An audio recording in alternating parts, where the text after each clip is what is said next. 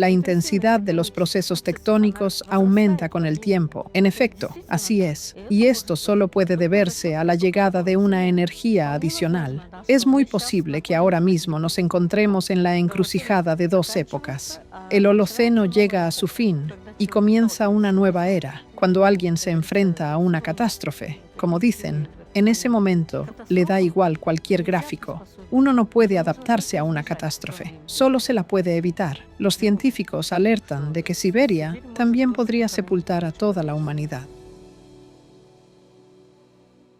Buenos días. Hoy tenemos con nosotros a Narima Kashenovna Ospanova, doctora en Ciencias Geológico-Mineralógicas, investigadora principal del Instituto de Geología, Construcción Antisísmica y Sismología de la Academia Nacional de Ciencias de Tayikistán y jefa del Laboratorio de Paleontología y Estratigrafía.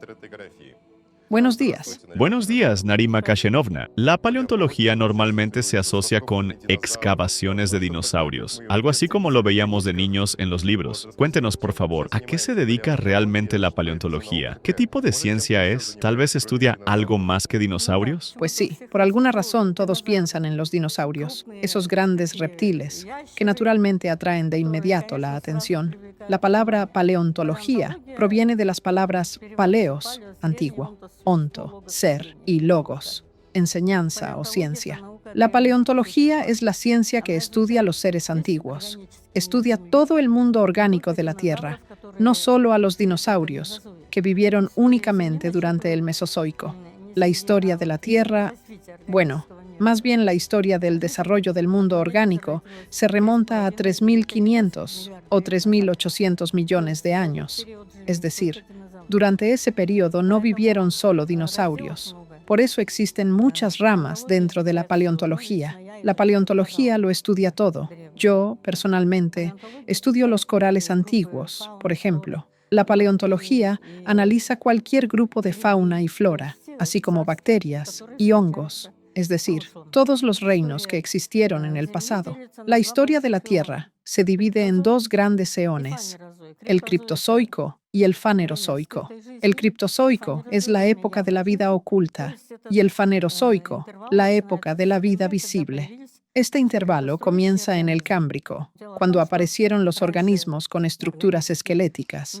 El caso es que anteriormente, el mundo orgánico del Precámbrico estaba muy poco estudiado, pero en las últimas décadas se investiga de forma intensiva. Por ejemplo, ha surgido una rama llamada paleontología del Precámbrico o incluso paleontología bacteriana. Es decir, la paleontología abarca todo el mundo orgánico que haya existido en este planeta. O sea, el precámbrico incluiría bacterias, invertebrados, etc. Todo, sí, desde el inicio de la vida hasta la actualidad. Narima Kashenovna, hoy se habla mucho de que el mundo orgánico de la Tierra está al borde de una nueva extinción masiva a causa del cambio climático. Cuéntenos, por favor, qué dicen los paleontólogos al respecto y qué lecciones podemos aprender del pasado. Que la extinción está ocurriendo es absolutamente evidente. El punto está en determinar si debemos considerarla masiva o no. Actualmente, los científicos debaten sobre ello. Si recurrimos a los datos paleontológicos, todas las extinciones mencionadas en la literatura se dividen en tres grupos: eventos de extinción, extinciones masivas fantasma y verdaderas extinciones masivas. Los eventos de extinción se refieren a la desaparición de grupos aislados. Por ejemplo, la extinción de una sola especie. Su desaparición no afecta al nivel global de diversidad ni a su variación. Las extinciones masivas fantasma son aquellas que no pueden rastrearse claramente en los registros geológicos, ni pueden asignarse a un intervalo estratigráfico específico, ya que se extienden a lo largo de largos periodos de tiempo. Y por último, las verdaderas extinciones masivas son aquellas que ocurren durante una crisis biótica, durante un periodo geológico corto, y que reducen significativamente la diversidad global. De estas extinciones, precisamente de este tipo, grandes y verdaderamente importantes, hubo 8, entre el Ordovícico y el Silúrico, el Frasniense fameniense, el Serpukoviense, Bashkiriense, entre el Pérmico y el Triásico, entre el Triásico y el Jurásico, entre el Cenomaniense y el Turoniense, y entre el Cretácico y el Paleógeno. Esas son las 8 principales según los datos paleontológicos. Pero el caso es que, por ejemplo, determinar hasta qué punto una extinción es masiva, en mi opinión, hoy en día no es posible, porque realmente muchas especies han desaparecido de la faz de la Tierra incluso por culpa del ser humano. ¿Podemos considerar que esta extinción es masiva? Es difícil decirlo, porque el mundo orgánico de la Tierra, en general, está muy poco estudiado. Por ejemplo, se considera que incluso la cara oculta de la Luna está mejor estudiada que el mundo orgánico de los océanos. Algunas estimaciones sugieren que solo se ha estudiado alrededor del 9% de la vida marina y alrededor del 14% de la vida terrestre. Otros incluso consideran que solo un 4 a 5%. Entonces, ¿cómo podemos evaluar la magnitud de las extinciones si ni siquiera conocemos completamente nuestro propio mundo orgánico? En cuanto al clima, durante los procesos de cambio climático, por supuesto, pueden producirse transformaciones, pero en lo que respecta al presente, solo será posible llegar a conclusiones fiables una vez que haya transcurrido el tiempo suficiente y se hayan recopilado estadísticas adecuadas. Por sus méritos laborales, mediante decreto del presidente de la República de Tayikistán en 2014, usted fue galardonada con la medalla Yismati Shoista, trabajadora distinguida.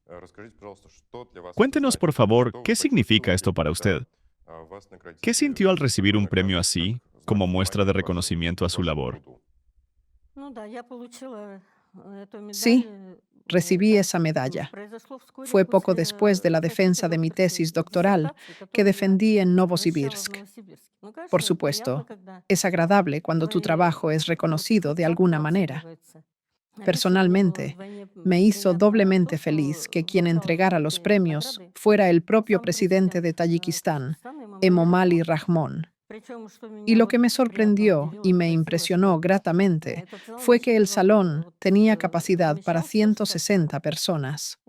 Imagínense, si a cada persona se le dedicara un minuto, ¿cuánto tiempo estuvo él allí de pie, entregando personalmente los premios, colocándolos, estrechando la mano y regalando flores?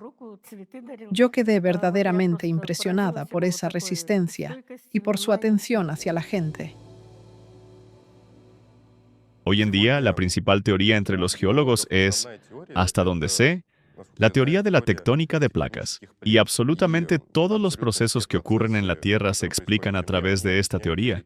Es decir, por ejemplo, si en el magma algo se comprime, los científicos lo explican por la presión ejercida por una placa, o bien porque una placa se ha hundido en ese magma. No, la tectónica de placas no está relacionada con eso. La tectónica de placas tiene que ver con su desplazamiento. No permanecen quietas, sino que se mueven. Y está relacionada con la subducción. Se observó que el fondo oceánico se expande.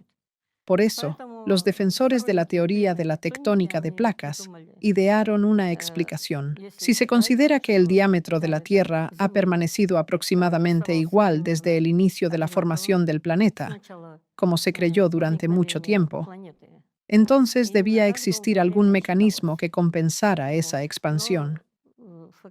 Así fue como inventaron la subducción. Así, los defensores de la tectónica de placas propusieron la idea de la subducción, es decir, la idea de que la placa oceánica se desliza bajo la placa continental. Pero cualquier teoría o hipótesis siempre tiene tanto partidarios como detractores. Incluso en aquella época, la tectónica de placas tiene su origen en los trabajos de Fischer, quien escribió a finales del siglo XIX, y de Wegener, que formuló su teoría en 1912. Luego fue desarrollada en los estudios de Le Pichon. Y ya entonces existían opositores. Por ejemplo, Hyssen decía que, si se acepta la idea de la expansión de la Tierra, el spreading es la separación de las placas, La subducción no es necesaria en absoluto. Hoy en día, muchos científicos señalan que esa idea contradice, por ejemplo, la ley de Arquímedes, que una placa más ligera, la oceánica, se hunde bajo una más pesada, la continental. Además, si las cosas fueran tal como lo representan los partidarios de esta teoría, que la placa desciende suavemente hasta alcanzar el núcleo sin romperse ni fragmentarse en absoluto, entonces esta última debería bloquear el calor que asciende hacia la superficie, mientras que la subducción, precisamente, está asociada a las zonas sismofocales, es decir, aquellas de donde proviene el 80% de la energía sísmica. La liberación de energía ocurre principalmente allí. El cinturón de fuego. Algunos creen que allí se concentra incluso hasta el 90% de la energía endógena. Es decir, si esa placa realmente se hunde, al contrario, debería bloquear la salida de los flujos de calor desde el interior. Hay muchos argumentos en contra de esta teoría. Pero, ¿puede realmente hundirse? Porque, hasta donde sé, el magma gira, rota más rápido que la corteza terrestre. Teniendo eso también en cuenta, Se trata de placas densas, la placa oceánica y continental, no del magma. De nuevo, se trata de placas que tienen su propia densidad. o sea, es discutible que se hunda de ese modo. Simplemente, los hechos geológicos no lo confirman. Una hipótesis se convierte en teoría cuando explica y conecta distintos hechos, además de tener capacidad predictiva, de poder anticipar algo, mientras que los datos geológicos no se ajustan a esa teoría. Porque, como ya dije, según la tectónica de placas, si hay spreading, es decir, expansión en los fondos oceánicos, entonces inventaron la subducción, según la cual la corteza oceánica se desliza bajo la continental. Pero ese mecanismo fue ideado para justificar que el diámetro de la Tierra permanece constante. Sin embargo, Se está expandiendo. la Tierra se está expandiendo, y esa expansión no solo la reconocen hoy la mayoría de los científicos, sino que también ha sido confirmada mediante mediciones geodésicas espaciales.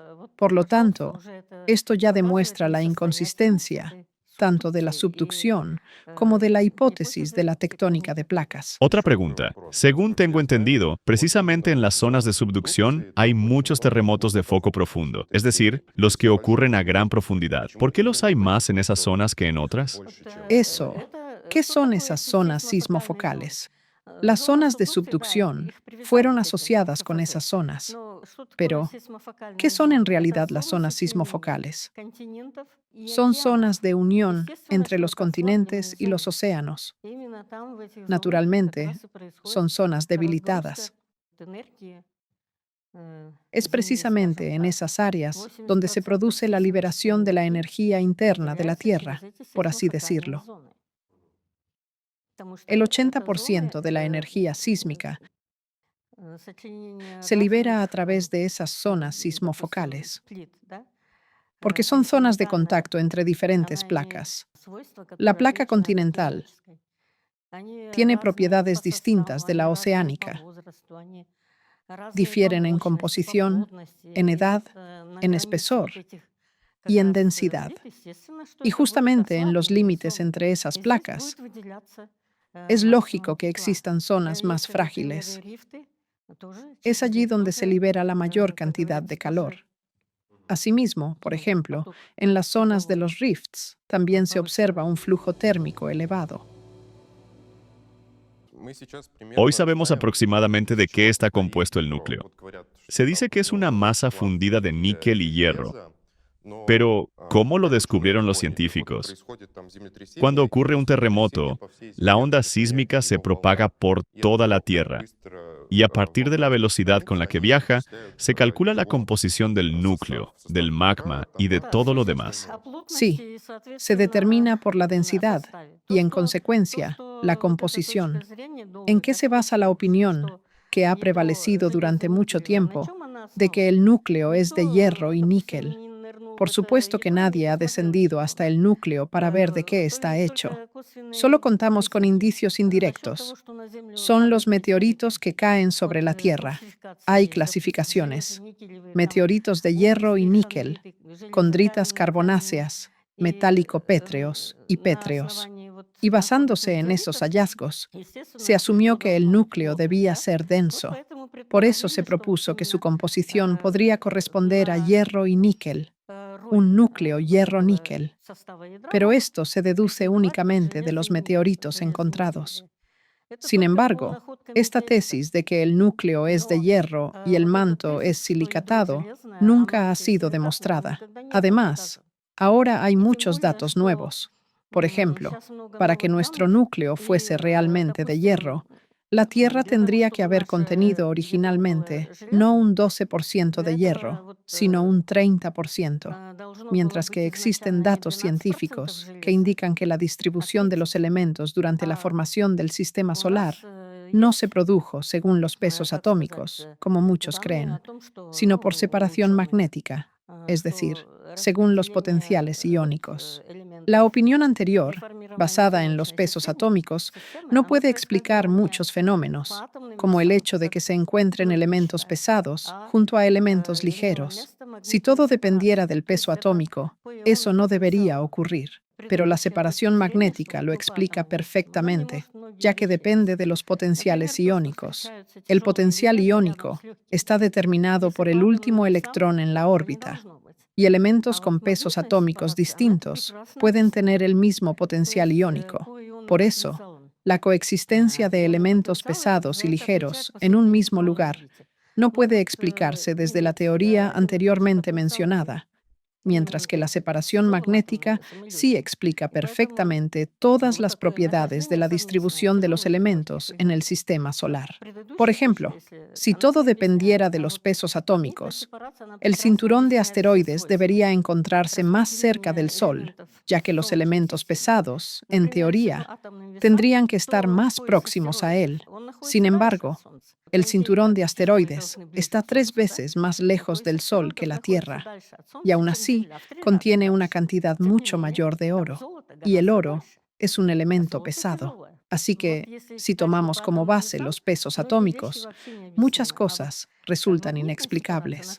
Pero la separación magnética lo explica todo perfectamente.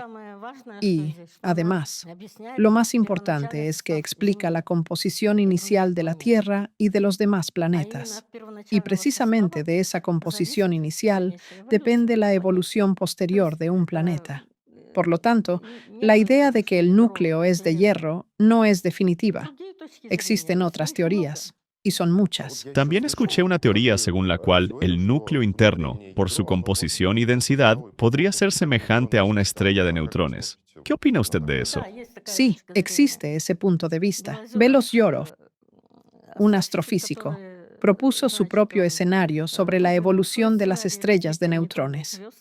Y él considera que el núcleo de nuestro planeta podría ser una gota de caldo neutrónico hiperónico, es decir, una de las etapas de desarrollo de una estrella de neutrones. Esa gota, según él, tenía inicialmente un tamaño de unos 250 a 500 metros y con el tiempo habría aumentado entre 40.000 y 80.000 veces. Naturalmente, ocurre una descompresión, un aumento del diámetro y un enfriamiento, ya que la temperatura era muy alta y ha ido descendiendo. Según su teoría, así se habría originado nuestro planeta y muchos otros. Nuestro núcleo sería una gota de ese caldo neutrónico hiperónico. Se puede proponer cualquier escenario, pero debe estar en concordancia con los hechos geológicos. Él sostiene que en las zonas más débiles se producía el enfriamiento. Por ejemplo, aparecían grietas por las que el magma se derramaba hacia la superficie y donde las zonas eran más resistentes. Según escribe, allí ocurría una especie de abombamiento, formándose las montañas, pero decir que las montañas se formaron por el abombamiento de la corteza enfriada, desde el punto de vista de un geólogo, no lo describe. ¿Comprende?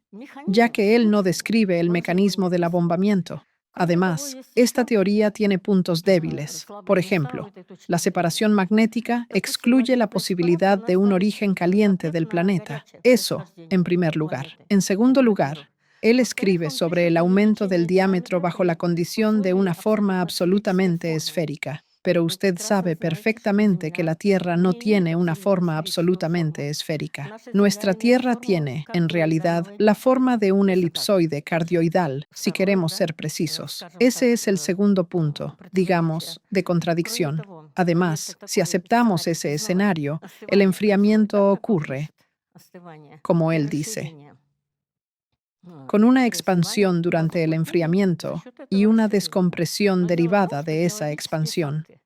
Pero el problema es que los hechos geológicos demuestran que la expansión de la Tierra comenzó solo unos 2.000 millones de años después de su formación. Es decir, los datos geológicos contradicen su planteamiento. La expansión no comenzó de inmediato. Nuestro planeta, por supuesto, era mucho más pequeño en tamaño. Algunos científicos creen que era unas 5 veces menor. Otros, como Blinov, dicen que 8 veces. Y Larín sostiene que 5 veces.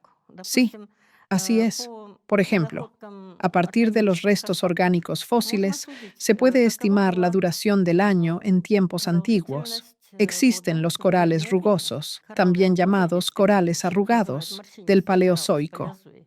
Según ellos, se ha calculado la duración del día en el Devónico y en el Carbonífero. Era de unas 390 a 400 jornadas por año. Hoy tenemos 365. Esto significa que el planeta se expande y su rotación se desacelera. Disminuye el número de días en el año, pero aumenta la duración de cada día. Hay incluso datos que indican que, según cálculos basados en estromatolitos, en el Precámbrico un día duraba solo unas 7 horas. Naturalmente, la Tierra giraba más rápido y el número de días al año era mucho mayor.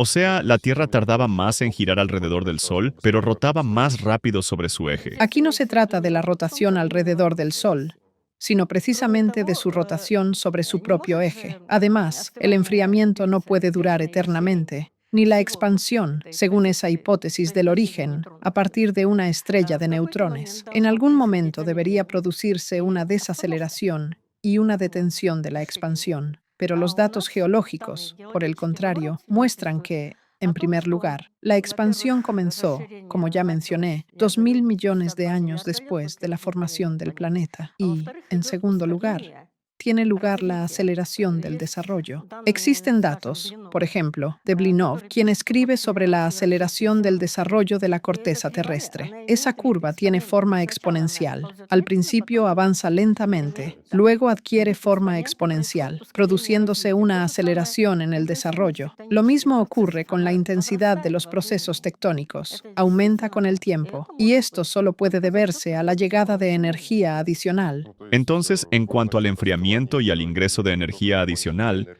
tal vez por eso el núcleo aún no se ha enfriado, porque la ciencia actual sostiene que todo esto se debe a la desintegración nuclear, y por eso el núcleo todavía... La desintegración nuclear aportó cierta fracción a la generación del calor endógeno, pero nunca fue la fuente principal. Antes, quizá tuvo un papel algo mayor, debido a que existían más elementos radiactivos. Ahora, la mayoría ya ha reaccionado, según se considera. Pero, según los científicos, el calor generado por la desintegración radiactiva representa no más del 10%. Es decir, nunca desempeñó un papel decisivo en el calentamiento de la Tierra. Aportó su parte, pero no fue determinante. ¿Y el otro 90%?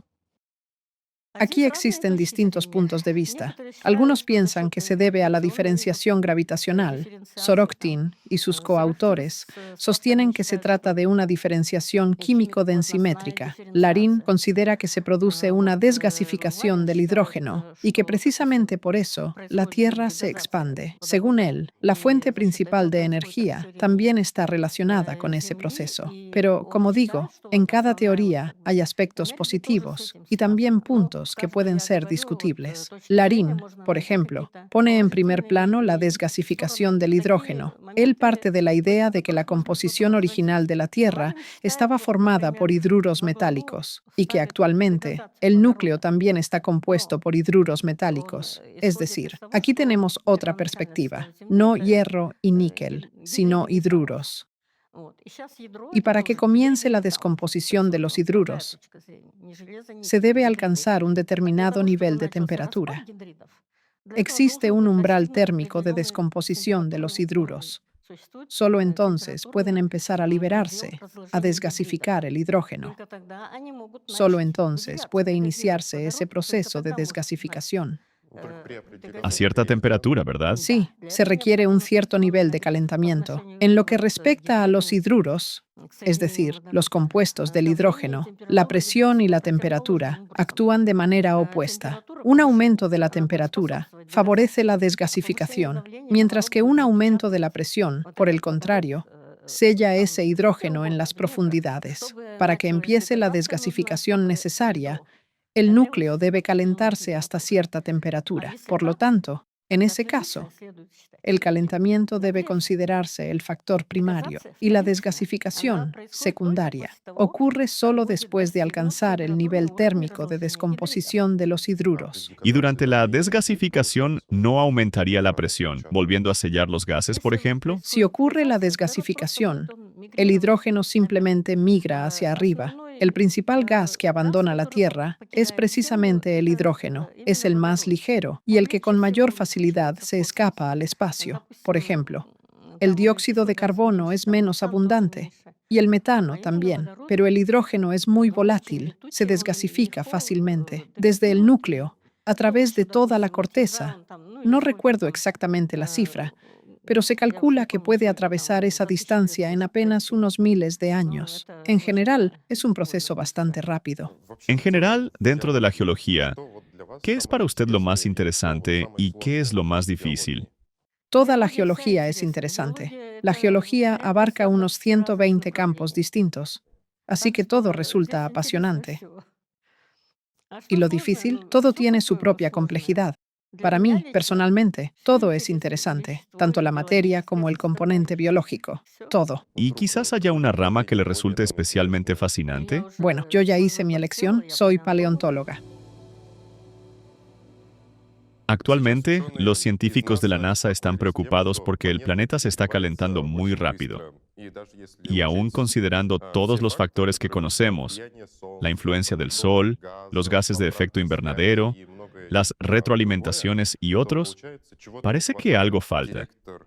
El director del Instituto Goddard de Estudios Espaciales de la NASA, Gavin Schmidt, dijo que existe un factor X que también influye en el calentamiento de la Tierra, pero que los científicos todavía no logran identificar.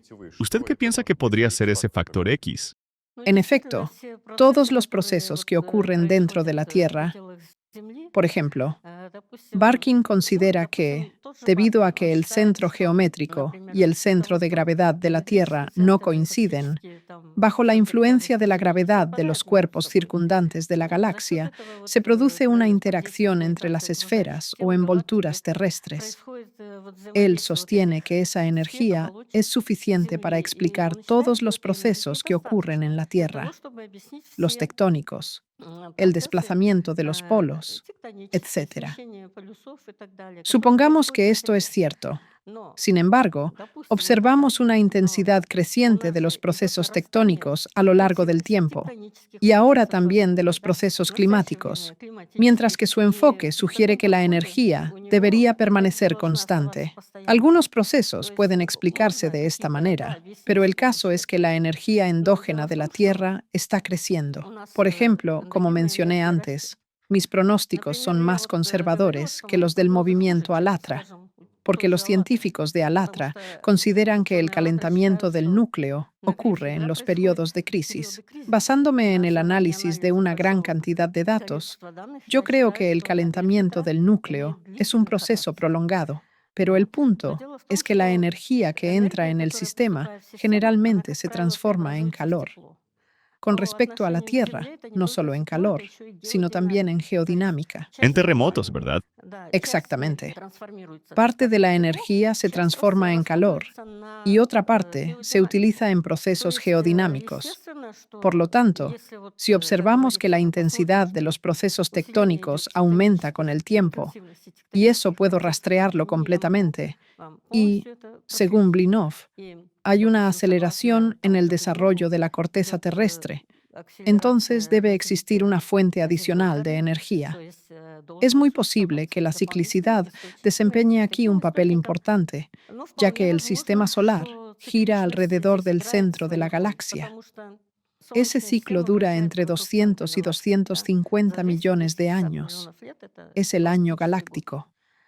Pero además, el sistema solar tiene su propio ciclo menor, del que hablan los científicos, que dura entre 24.000 y 26.000 años. O sea, un movimiento en forma de espiral, ¿verdad? Sí, resulta un movimiento en espiral. Se considera que en esos periodos la Tierra cae bajo el impacto de ondas galácticas o recibe una gran cantidad de energía durante esos ciclos, que se repiten cada 12 a 24.000 años, o según otros datos, cada 13 a 26.000. Por ejemplo, yo suelo incluir en mis artículos cálculos que muestran que, si esta ciclicidad ha actuado durante toda la existencia de la Tierra, ¿qué son 12.000 años en la escala del tiempo geológico? Un instante. Exacto, un instante. Si tomamos la duración total de la existencia de la Tierra, 4.800 millones de años, y la igualamos a un solo día terrestre de 24 horas, entonces, esos ciclos de 12.000 años corresponderían a intervalos de 0,216 segundos, 216 milésimas de segundo, es decir, prácticamente de forma continua. Para que se produzca una aceleración del desarrollo, por ejemplo, esa aceleración del crecimiento de la corteza terrestre, alguien podría pensar que es necesario un aumento constante en la cantidad de energía que llega. En absoluto. Basta con que la energía llegue en dosis determinadas, con una intensidad relativamente constante. Lo que más importa aquí no es la cantidad, sino la regularidad y la duración del suministro.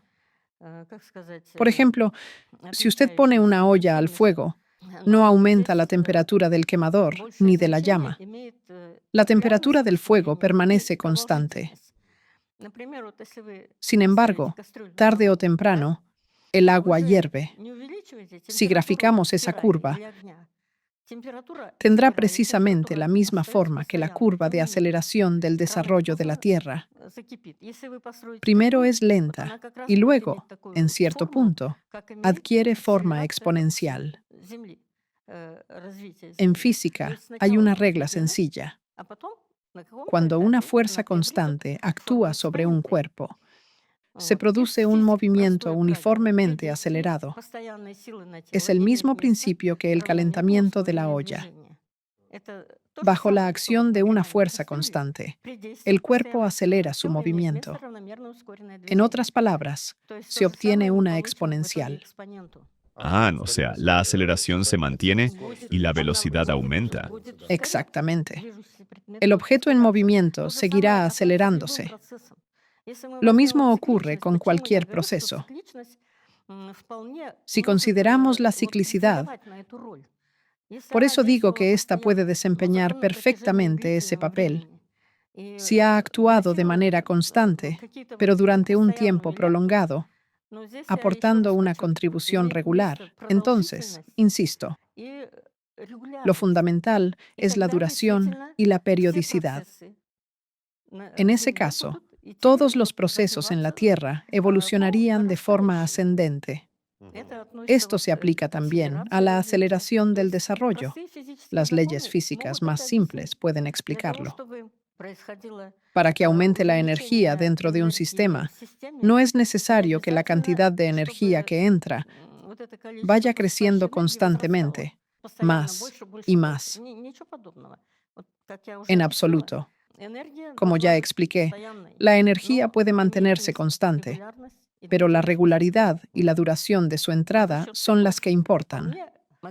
A lo largo de los ciclos, todos estos procesos podrían haber adquirido un carácter exponencial con el tiempo. La Tierra primitiva, en primer lugar, era más pequeña en tamaño y también más fría. Pero el Sol, en esa época, también era más pequeño y brillaba con menos intensidad. Recibía menos calor. Por eso, al principio esos ciclos no desempeñaban un papel decisivo en el calentamiento de la Tierra, ya que el planeta era frío. Es como cuando se pone una olla sobre el fuego. Primero se calienta el fondo, luego las paredes y después el líquido. Solo en cierto momento comienza a hervir. Del mismo modo, la energía endógena fue aumentando gradualmente en el cuerpo del planeta. Y dado que inicialmente la Tierra era fría, la energía de los ciclos podía no tener el papel decisivo que tiene ahora, después de varios miles de millones de años. En la actualidad, los registros del Cuaternario muestran que cada 12 a 13.000 años se producen cambios globales. Activación de procesos. Sí, cambios globales, incluidos los climáticos, las extinciones y transformaciones de distintos grupos de organismos. Sin el conocimiento de la evolución geológica de la Tierra y sin tener en cuenta la influencia de los factores cósmicos, las reflexiones sobre las causas del cambio climático quedan en el aire. Usted escribió eso en uno de sus artículos. ¿Qué quiso decir? Cuéntenos, por favor, ¿cómo influye el cosmos en lo que hay bajo la Tierra y cómo lo que hay bajo la Tierra influye en el clima? En cuanto al clima, naturalmente, lo primero que nos influye es el Sol. No es ningún secreto que la Tierra se mueve en una órbita elíptica alrededor del Sol y tiene una cierta inclinación de su eje, lo cual determina la sucesión de las estaciones, ¿verdad?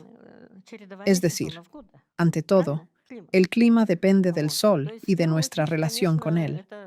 Pero todo en el espacio influye sobre nosotros, los planetas cercanos y los lejanos. Por ejemplo, Júpiter ejerce una influencia muy fuerte, no solo el Sol. En cuanto a los movimientos de marea provocados por la acción del Sol y la Luna, no desempeñan un papel decisivo. Según los cálculos de los científicos, representan alrededor del 1% de la energía total. Por lo tanto, su influencia en el clima y en la geodinámica es débil. En el clima, por supuesto, el principal factor es el Sol. Y yo considero que todo lo que ocurre en el cosmos influye en nuestro planeta, porque aunque vivamos en la Tierra, en realidad vivimos en el espacio. Todo influye en la Tierra. Cualquier acontecimiento cósmico, por ejemplo, explosiones de supernovas, según algunos puntos de vista, también podría estar relacionado con grandes extinciones de organismos. O sea, allí las energías son colosales, y nuestra vida, en comparación, no es tan grande. Aunque la influencia sea mínima, podemos sentirla de forma muy notable. Por ejemplo, Reteyum menciona la explosión de un magnetar en 2004, que provocó el gran terremoto de Sumatra, y la ola del tsunami posterior mató a 300.000 personas. ¿Una explosión estelar provocó el terremoto de Sumatra? Sí, una explosión de un magnetar. Fue la explosión más poderosa jamás registrada por los instrumentos científicos, la más fuerte. He ahí un ejemplo de evento puntual. Y si hablamos de esos casos, tanto los fenómenos cíclicos como los puntuales también influyen. Por ejemplo, la caída de asteroides provoca ciertos cambios, porque un cuerpo que cae transporta una enorme cantidad de energía. Cuando impacta contra el planeta, toda esa energía se transforma en calor. Las rocas se funden y pueden formarse nuevos minerales. Por ejemplo, tomemos el cráter Popigai en Siberia, que se formó precisamente a raíz de un impacto. Se trata de un astroblema formado por la caída de un asteroide. Allí se produjeron transformaciones en la parte superior de la litosfera, hasta donde penetró el impacto, fusión de rocas, cambios estructurales y formación de nuevos minerales. Los procesos fueron tan intensos que se formaron diamantes, no de tipo joya, sino industriales, pequeños, pero se generó tal cantidad que, según Seilik, las reservas de esos diamantes técnicos serían suficientes para abastecer a toda la humanidad durante los próximos 3000 años. Así de poderosas pueden ser las consecuencias del impacto único de un solo cuerpo de tamaño considerable.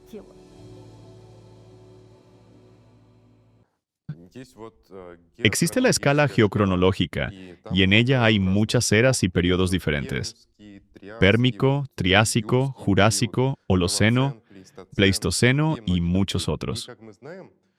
Y como sabemos, el cambio de estas épocas, es decir, cuando una termina, suele estar marcado por alguna catástrofe.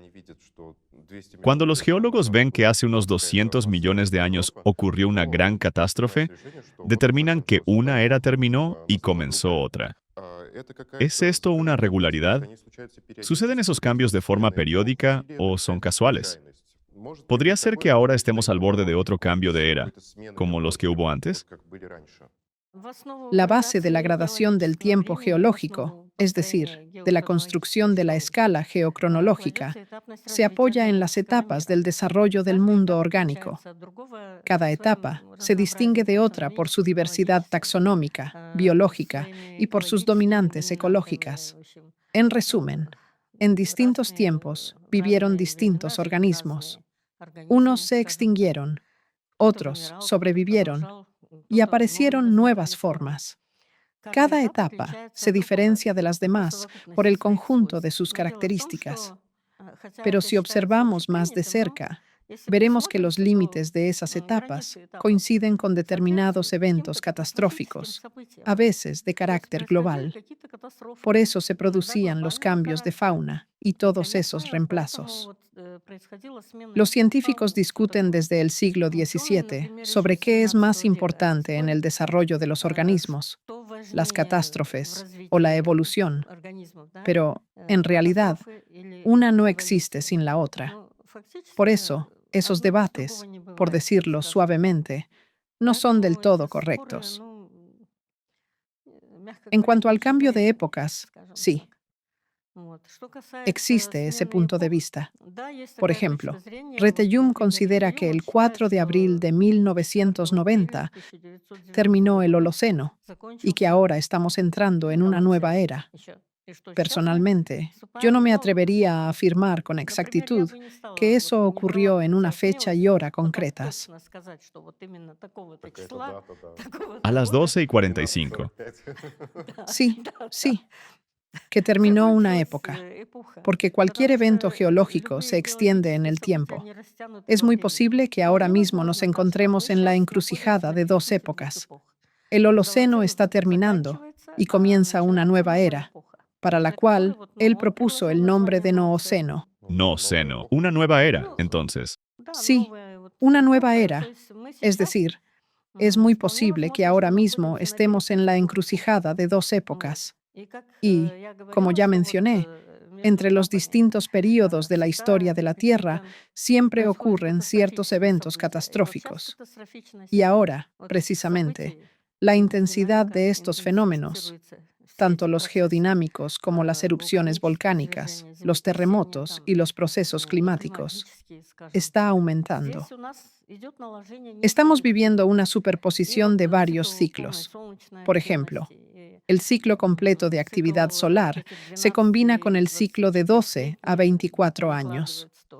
La coincidencia de varios ciclos al mismo tiempo hace que el carácter catastrófico de los acontecimientos sea, en realidad, algo lógico y perfectamente explicable. O sea, como si todas las estrellas se hubieran alineado y tuvimos la suerte de nacer justo en esta época. Si realmente nos espera un giro catastrófico de los acontecimientos, una transición de una era a otra, con catástrofes como las que ocurrieron antes, ¿Podemos influir en ello de alguna manera? Ahora se habla mucho de adaptarse a estos cambios climáticos masivos. ¿Podemos adaptarnos? Y si no podemos adaptarnos, ¿qué podemos hacer para evitar un giro tan catastrófico de los acontecimientos? Los fenómenos climáticos ocurren por tipo de catástrofe. ¿Qué es una catástrofe? Es un cambio repentino en el comportamiento de un sistema. Y si es repentino, nadie puede preverlo con exactitud. Yo, por ejemplo, he intentado caracterizar las propiedades de una catástrofe como fenómeno natural, porque aunque la humanidad se enfrenta constantemente a catástrofes, casi nadie ha intentado definir sus propiedades desde el punto de vista de la naturaleza misma. Por ejemplo, según la definición de Osegov, una catástrofe es un acontecimiento con consecuencias trágicas o desafortunadas, pero eso es solo un enfoque emocional, no científico. Una definición científica fue dada por Ian Stewart, matemático, quien dijo que una catástrofe es un cambio repentino en el comportamiento de un sistema o un tipo general de sistemas en los que se producen tales cambios. ¿Qué se entiende por tipo general de sistemas?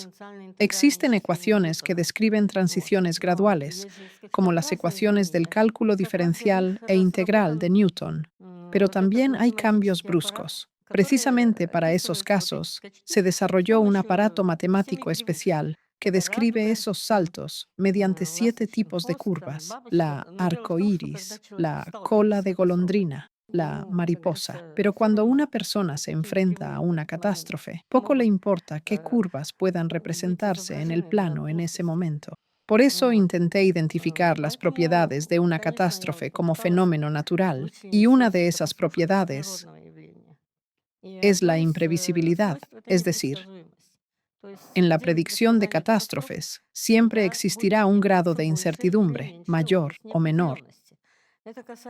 Esto se refiere tanto al momento de inicio de la catástrofe, su duración, sus consecuencias y su final.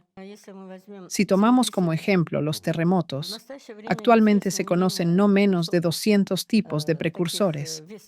Parecería que con tantos indicadores deberíamos saber preverlos, pero no es así. Hay que partir de la esencia misma de la catástrofe, un cambio repentino en el comportamiento del sistema. Siempre existirá un margen de incertidumbre en la predicción de catástrofes y de sus características. Entre esos 200 precursores, más de 70 especies de animales pueden presentir un terremoto, pero todos lo hacen con distintos márgenes de antelación. Y ni siquiera siempre es igual, depende del caso.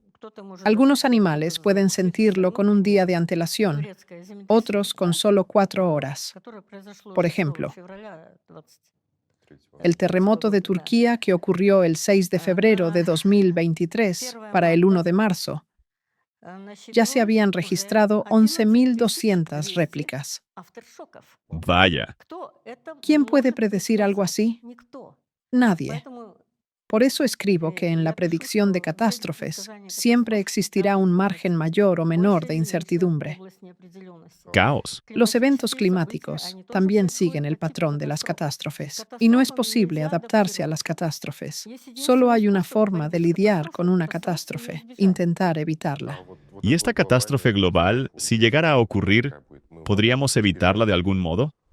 Ahora estamos, al parecer, en la encrucijada de épocas, en un momento en que se superponen varios ciclos diferentes. El ciclo completo de actividad solar, los de 12 a 24.000 años, entre otros. Diferentes ciclos se combinan unos con otros, y eso es imposible de evitar. Pero tal vez se pueda influir, suavizar el impacto, detener algo, ¿no? ¿Detener? ¿A qué se refiere? ¿A un paraguas?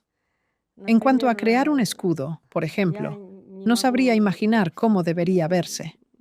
Quien propuso esa idea, sin duda tiene algo en mente, pero desde mi punto de vista, también podría sugerirse algo. Si se crea un escudo, quizás debería tenerse en cuenta el factor del color. Es necesario determinar qué color de vibración proviene del cosmos hacia la Tierra, y entonces podríamos oponer algo a ello. Ahora lo explico. Hay un experimento infantil muy sencillo. Se toman dos globos, uno rojo y otro azul, y se les dirige un rayo láser. El rojo explota, el azul no. ¿Por qué?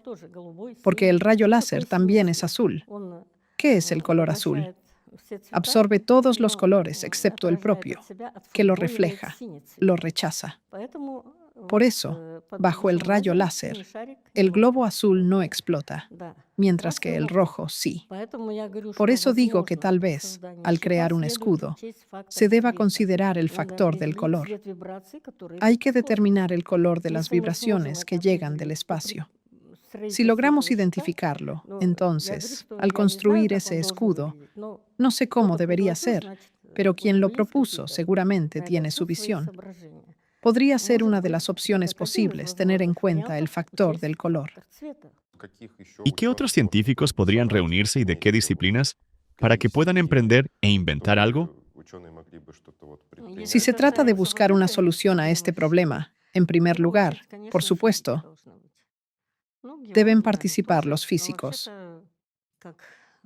Los geólogos, quizás, también.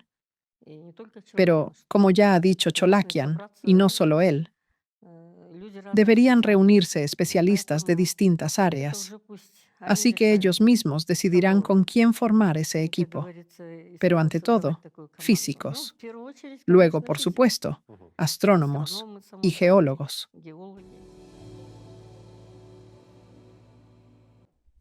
Y ahora también hay mucha información sobre Siberia. Sabemos que hace 250 millones de años se produjo la erupción de los traps siberianos.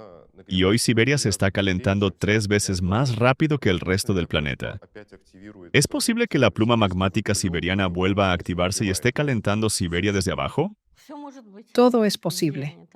Las erupciones de los traps son grandes emisiones de lavas básicas que forman esos traps. La palabra trap proviene del sueco trapa, que significa escalera, porque crean relieves en forma de escalones. De ahí su nombre. Existe el punto de vista de que se forman debido a las plumas magmáticas. ¿Qué es una pluma?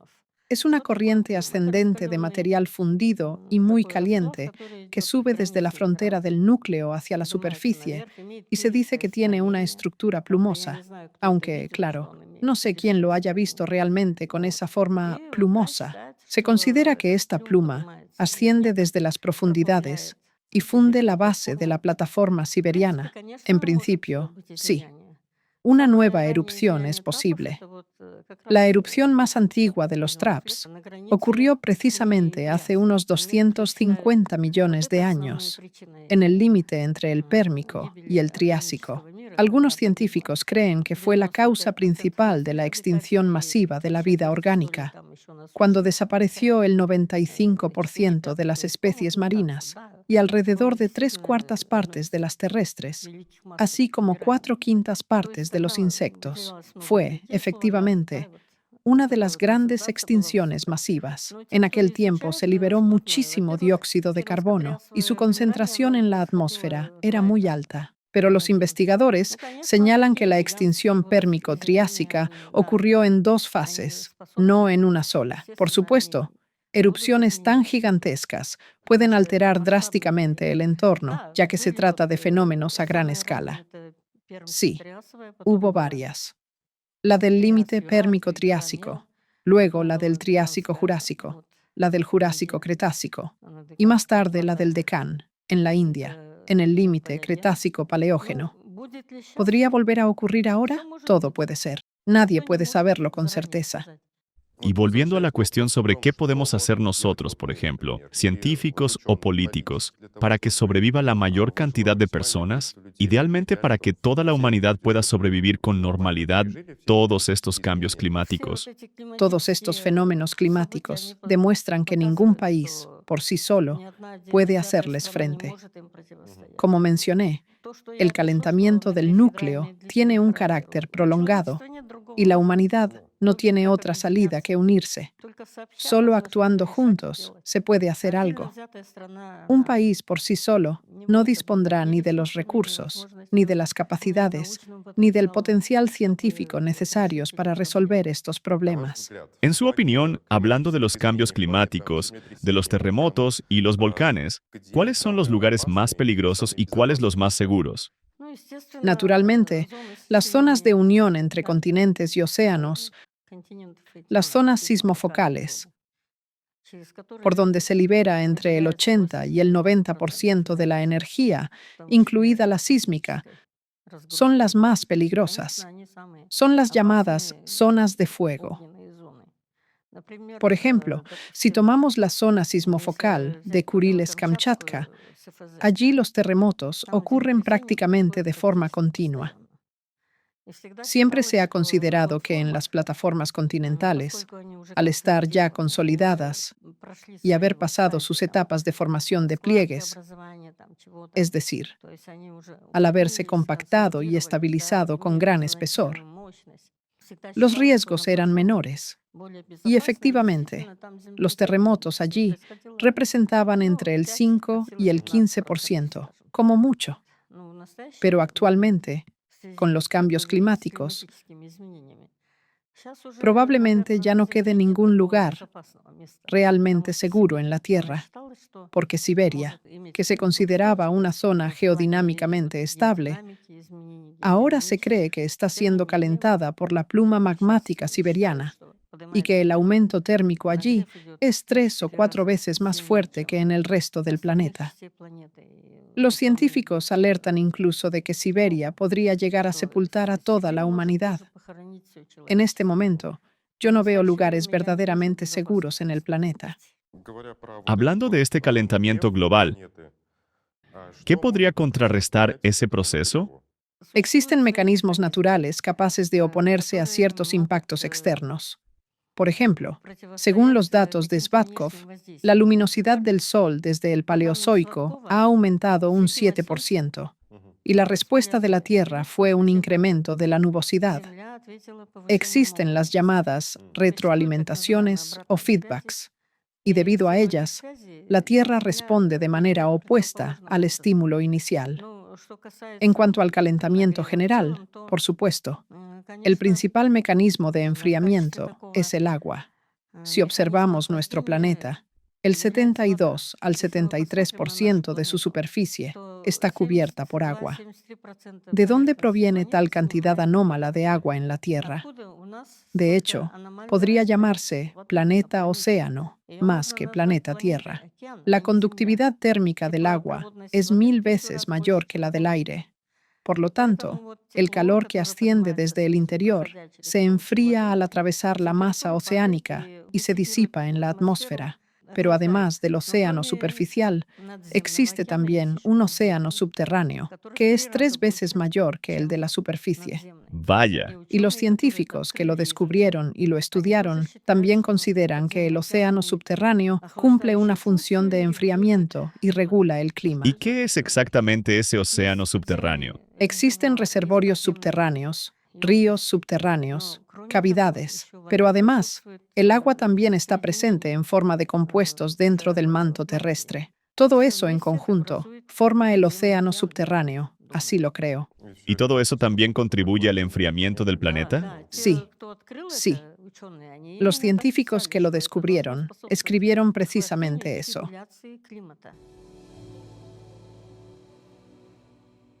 Que eso debe contribuir al enfriamiento y a la regulación del clima.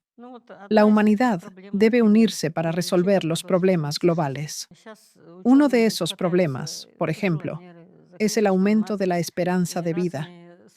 Actualmente, los científicos se enfocan en los telómeros, en la matriz celular. Buscan diferentes maneras de prolongar la vida. Pero hay otro camino posible. El cuerpo humano contiene 245 gramos del isótopo radiactivo potasio 40. Se sabe que, al desintegrarse, este isótopo destruye las células. Si lográramos reducir la cantidad de potasio 40 radiactivo en el organismo 7 veces, eso aumentaría automáticamente la esperanza de vida hasta unos 2500 años. Por supuesto, estos son solo cálculos teóricos, pero es una posibilidad bastante razonable para prolongar la vida. Lo más importante, por supuesto, es el aire limpio y el agua limpia. La duración de la vida depende de muchos factores. Los fenómenos climáticos han demostrado que ningún país por sí solo puede resistir al clima.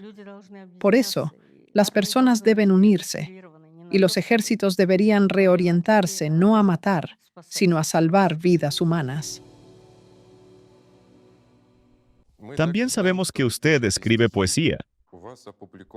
Incluso ha publicado varios poemarios. ¿Podría leer algo para nuestros espectadores? El poema se llama A los portadores del conocimiento. Está dedicado a quienes traen conocimiento. Cuando lo escribí, pensaba, ante todo, en Jesucristo. Una vez, en la oscuridad, una estrella brilló y una voz surgió. Debemos ir allá. Y algunos volaron hacia ella con alas, mientras otros, sin alas, caminaron allá. Fluía una luz jamás vista antes, pero el saber es dicha y también fuente de males. Para unos, la estrella fue iluminación, pero a los de corazón impuro los abrazó. Ellos protestaron: ¿para qué necesitamos una estrella? Vivimos sin luz, así fue siempre. Construimos castillos, casas, palacios, y seguiremos viviendo igual que nuestros padres. Pero aquel a quien el camino del despertar se abrió, ya no quiso volver a la oscuridad, y el mundo se partió. El pueblo se alzó, pero a la estrella le aguardó el cadalso. Mas su victoria no duró mucho. No en vano la estrella dio su luz. Aunque el cadalso siga en pie, desde entonces en muchos corazones arden llamas. ¡Qué hermoso poema! ¿Y qué le gustaría desearles a nuestros oyentes? Les deseo salud, felicidad y no solo racionalidad, ya que seres racionales hay muchos en la tierra, sino sabiduría, ya que la sabiduría viene de Dios.